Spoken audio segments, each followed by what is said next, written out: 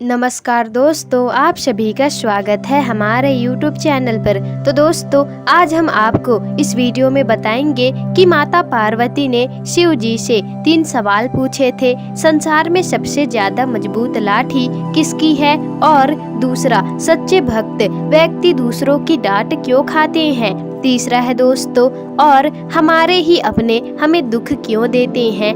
तो प्रिय भक्त, भगवान शिव जी ने क्या उत्तर दिया माता पार्वती के इन प्रश्नों का, चलिए जानते हैं। तो दोस्तों, आज की यह कथा शिव जी ने माता पार्वती को लोक कल्याण के लिए सुनाया था, जिससे सुनने से हर किसी का जीवन अच्छा होता है, सारे दुख दर्द परेशानियां दूर हो जाएंगे। तो चलिए दोस्तों, शुरू करते हैं इस पवित्र कथा को। एक समय की बात है, एक बार जब माता पार्वती की परम भक्त उनकी तपस्या कर रही थी और माता पार्वती उससे प्रसन्न होकर उसके पास पृथ्वी लोक पर आती है और संसार की दशा को देखकर उनका मन दुखी हो जाता है। और माता पार्वती वापस कैलाश पर जाकर के भोलेनाथ से कहती है कि हे प्रभु, मेरे मन में बहुत सारे चिंताएं हैं, मेरे मन में बहुत सारे प्रश्न हैं जो कि मैं आपसे पूछना चाहती हूँ और उनका हल भी आपसे पाना चाहती हूँ। तो फिर महादेव ने कहा पार्वती माता से,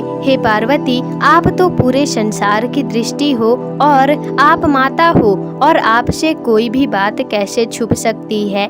भगवान शिव के मुख से यह बात सुनने के बाद माता पार्वती कहती हैं, हे प्रभु, आज मैं पृथ्वी लोक पर गई थी, वहाँ मैंने जो देखा उसे देख करके मेरे मन में न जाने कितने ज्यादा सवाल खड़े हो रहे हैं। प्रभु, कृपा करके उनमें से सबसे महत्वपूर्ण 3 प्रश्नों का उत्तर आप मुझे दे दीजिए। माता पार्वती की बातों को सुन करके भगवान शिव जी ने कहा, हे देवी, आप जानना चाहती हो तो मैं आपको अवश्य ही आपके प्रश्नों के उत्तर दे दूंगा। मुझे बताएं, आपके मन में क्या प्रश्न उठ रहा है जिससे कि आप इतने ज्यादा व्यतीत हैं? माता पार्वती ने कहा, हे भोलेनाथ, मेरा पहला प्रश्न है कि संसार में सबसे मजबूत लाठी कौन सी है? और दूसरा प्रश्न, सच्चे भक्त व्यक्ति दूसरों की डांट क्यों खा लेता है? और तीसरा प्रश्न, हमारे अपने ही हमें दुख क्यों देते हैं? माता पार्वती के प्रश्नों को सुनकर के भगवान भोलेनाथ ने कहा, हे देवी, आप ध्यान लगा करके सुने, क्योंकि मैं देखता हूँ कि मैं जब भी आपको कथा सुनाने लगता हूँ और जो भी इस कथा को सुनेगा वो अपने जीवन के कष्टों और तकलीफों से मुक्ति पा करके अपार सुख की प्राप्ति करेगा। तो चलिए दोस्तों, शुरू करते हैं कथा को। तो एक राजा था जो बड़ा ही धनवान था, न्याय प्रिय और भगवान का भक्त था। उसने ठाकुर जी की मंदिर भी बनवा करके एक ब्राह्मण को उसका पुजारी नियुक्त कर दिया था। वह बड़ा ही सदाचारी था और वह राजा से कभी भी आश्चर्य नहीं करता। राजा भी उसके स्वभाव से बहुत प्रसन्न था। इस मंदिर में उसे 20 वर्ष हो गए थे और कभी भी राजा से कोई प्रश्न नहीं किया। राजा का एक पुत्र था। राजा ने उसे अच्छी शिक्षा से पलाया बढ़ाया, विद्वान बनाया और बड़े होने पर सुंदर सी कन्या से उसकी शादी करा दी।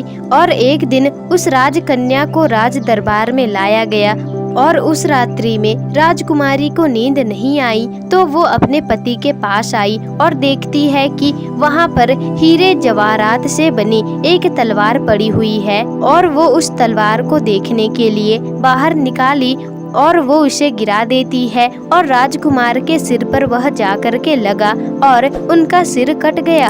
और फिर प्रभु से वह कहने लगी, हे प्रभु, अचानक मुझसे ये पाप कैसे हो गया? पति की मृत्यु मेरे ही हाथों हो गई।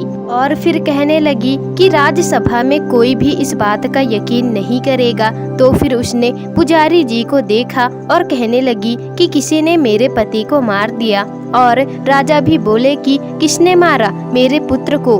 और राजकुमारी ने कहा, पता नहीं, लेकिन वो ठाकुर जी के मंदिर में गया है। तो फिर वो लोग जब मंदिर में गए और पुजारी को पूजा करते देखा और उसके बाद उसे उन्होंने पकड़ लिया और फिर पूछा कि तुमने राजकुमार को क्यों मारा? तो उसने कहा कि मैंने राजकुमार को नहीं मारा, मैंने तो राजमहल को देखा भी नहीं है। तो उनके कक्ष का क्या पता मुझे ईश्वर साक्षी है, किसी को बिना देखे दोष नहीं लगाना चाहिए। सब कुछ न कुछ कह ही रहे थे, लेकिन राजा यही सोच रहा था कि ये निर्दोष है। राजा ने कहा कि जिस हाथ से तुमने मेरे पुत्र को मारा है उस हाथ को काट दिया जाए। ऐसे करके उसे उस राज्य से निकाल दिया गया, उसे राज्य को छोड़ना पड़ा। तो फिर राजा एक दिन किसी विद्वान, किसी ज्योतिष के पास गया इसका कारण पूछने के लिए। हाथ काटने का कारण पूछूं? अब खोजते खोजते किसी ने उन्हें बताया कि काशी में एक विद्वान, एक ज्योतिष रहते हैं। तब वह उनके घर पहुँचे तो देखा ज्योतिष कहीं बाहर गए हुए थे। फिर राजा ने उनकी धर्मपत्नी से पूछा कि माता जी, ज्योतिष महाराज कहाँ गए हैं? तब उस स्त्री ने अपने मुख से न जाने कितने अनाप शनाप अपने पति के बारे में कहा। सुनकर के रावण हैरान हो गया और मन ही मन कहने लगा कि मैं तो अपना हाथ कटवाने का कारण पूछने आया था, परंतु अब मैं पहले इनका ही हाल पूछूंगा। इतने में ज्योतिष ही घर आ गए और घर में प्रवेश करते ही ज्योतिष की पत्नी ने दुर्वचन कहना शुरू कर दिया और उनका तिरस्कार किया, परंतु ज्योतिष जी एकदम चुपचाप रहे और अपने स्त्री से कुछ भी नहीं कहा। रावण को देख करके ज्योतिष ने उससे कहा, कैसे ब्रह्मदेव, कैसे आना हुआ? हे पार्वती, आगे सुनिए रावण ने क्या कहा। तो आइए आपको बताते हैं अपने बारे में पूछने के लिए। रावण ने कहा कि आया तो था अपने बारे में पूछने के लिए, परंतु आप अपना हाल बताइए कि आपकी पत्नी आपका इतना तिरस्कार क्यों करती है, जो किसी से भी सहा नहीं जाता और आप सह लेते हैं, इसका कारण क्या है? तो ज्योतिष ने कहा, यह मेरी पत्नी नहीं है, ये मेरा कर्म है।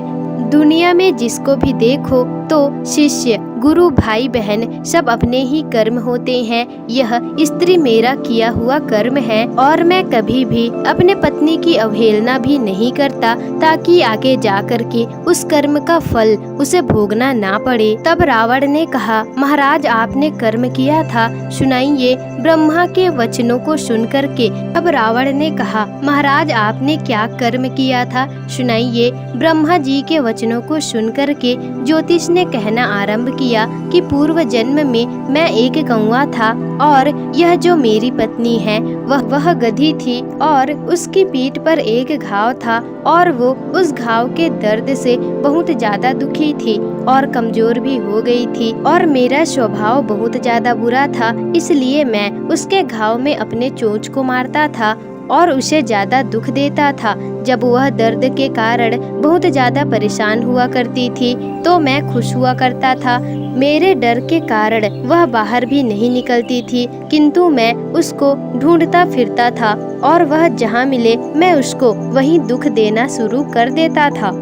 और मेरे ऐसे करने से गांव से दूर 10-15 किलोमीटर दूर जंगल में वह चली गई और वहां गंगा जी के किनारे हरी हरी घास खा करके और मेरी चोट से बच करके सुखी और अच्छे से रहने लगी। लेकिन मैं उसके बिना नहीं रह सकता था और मैं उसको ढूंढते ढूंढते वहां पहुंच गया और मैंने उसको देखा तो फिर से उसके पीठ पर चोंच मारना शुरू कर दिया। तो मेरी चोंच उसकी हड्डी में घुस गई और इस पर उसने अनेक प्रयास किया, फिर भी चोंच नहीं निकाल पा रही थी और उसने सोचा कि यह दुष्ट मुझे ऐसे नहीं छोड़ेगा, मैं पानी में चली जाती हूँ। ऐसा सोच करके वह गधी गंगा नदी में प्रवेश कर गई, परंतु मैं वहाँ पर भी अपना चोंच बाहर नहीं निकाल पा रहा था और आखिर में वह गधी बड़े प्रवाह में प्रवेश कर गई और गंगा का प्रवाह इतना तेज होने के कारण से दोनों पानी में बह गए